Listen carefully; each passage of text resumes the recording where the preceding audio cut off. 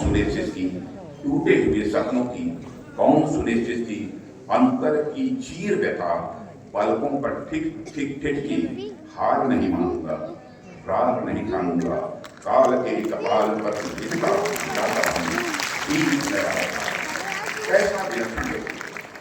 और आप सब जानते हैं कि अटल जी जितने गंभीर थे उतने ही विनोद प्रिय थे, और लखनऊ के लोग तो विशेष रूप से उनके इस व्यक्तित्व से परिचित हैं। हंसते हंसते भी अटल जी बहुत ही गंभीर बातें बोल जाया करते। एक बार कुछ लोगों ने उन पर आरोप लगाया वो बहुत फर्म नहीं है, अटल जी आप बहुत दृढ़ नहीं है। दोनों ने संधान में कहा क्यों क्यों आपने कहा, मैं आपसे कहना चाहता हूं कि आप नहीं जानते, भूल गए क्या, मैं अटल भी हूं लेकिन साथ ही बिहारी भी हूं।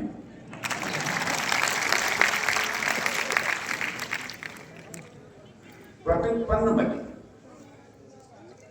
हमारे अटल बिहारी वाजपेयी। आपात काल के दौरान में उनकी पीठ में जब दर्द हुआ उस समय वह हिरासत में थे। उन्हें इलाज के लिए एम्स अस्पताल ले जाया गया। डॉक्टर ने पूछा दर्द कैसे हुआ, क्या क्या आप कहीं झुक गए थे?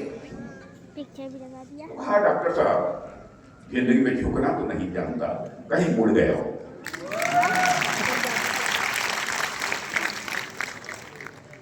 इसी बात से प्रेरित होकर अटल जी ने आपातकाल के विरुद्ध एक कविता लिखी, दांव पर सब कुछ लगा है, दांव पर सब कुछ लगा है, रुक नहीं सकते, टूट सकते हैं मगर हम झुक नहीं सकते।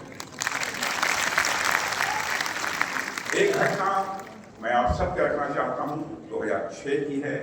कुछ पत्रकारों ने अटल जी से पूछा क्या इराक आयल कॉन्ट्रैक्ट घोटाले में कांग्रेस को बचाने के लिए पूर्व विदेश मंत्री नटवर सिंह को बलि का बकरा बनाया गया है?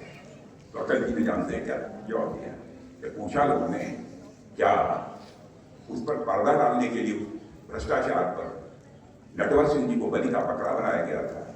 उन्होंने मुस्कुराते हुए जवाब दिया मैं शाकाहारी हूं।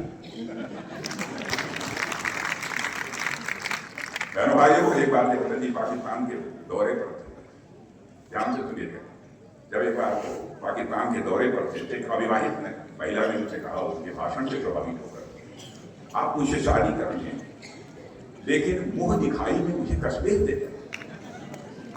तो उन्होंने कहा कि मैडम मैं भी आपसे शादी करने को तैयार हूं लेकिन दहेज में मुझे पूरा पाकिस्तान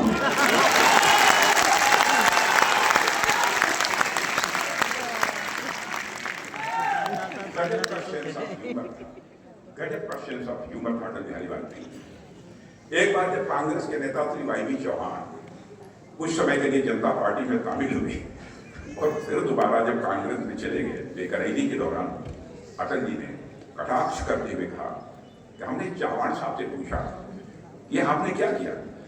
तो उन्होंने उत्तर दिया अब हम घर वापस आ गए हैं तो कोई मुझे पूछे तो क्या अब तक वो ससुराल में थे? अटल जी के भाषणों की सबसे अच्छी बात यह थी कि जब वो विरोधियों पर भी हमला करते थे, मेरे बहनों भाइयों, कभी भी मर्यादा का अतिक्रमण नहीं किया। सबसे बड़ी चीज एक बार हिमाचल के प्रदेश के मुख्यमंत्री वीरभद्र सिंह जी का नाम आपने सुना होगा। हिमाचल प्रदेश में भाषण करने के लिए गए तो उन्होंने कहा यहाँ के मुख्यमंत्री भद्र तो हैं लेकिन वीर नहीं।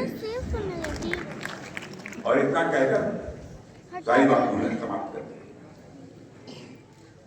एक महिला ने कहा उनसे महिला क्या, उनके साथ महिलाएं भी पुरुष थे तो नवाज शरीफ उसमें से बोल गए थे कि अटल जी आप तो इतने पॉपुलर हैं कि अब तो पाकिस्तान में भी आप चुनाव जीत सकते हैं। आप ये कल्पना करिए, भारत में ही नहीं, भारत के पड़ोसी देश पाकिस्तान में भी उनके प्रति लोगों का इतना सम्मान था, इतनी लोकप्रियता उनकी। साथियों, 1994 की बात है कि भारतीय जनता पार्टी में बहुत लोग शामिल हुए थे और पार्टी की सदस्यता बढ़ रही थी। तो इस बात को भी अटल जी ने अपनी काव्य शैली में बड़े अनूठे ढंग से बयान किया था। एक सवाल उन्होंने कहा था क्यों बड़री अखिया लखी, क्यों बड़री अखिया लखी, आँखिन को सुख हो, यानी जैसे सुंदर बड़ी आंखों को देखकर आंखों को सुख और आनंद मिलता है वैसे ही अपने वंश या परिवार को बढ़ता हुआ देखकर मन को अपार खुशी होती है। और जिस समय यह बात उन्होंने कही, मेरे बहनों भाइयों, मैं स्वयं उनके साथ था और हम सब के लिए गर्व का विषय और एक प्रसन्नता का विषय आज हमारी भाजपा के पहले राष्ट्रीय अध्यक्ष आदरणीय अटल बिहारी वाजपेयी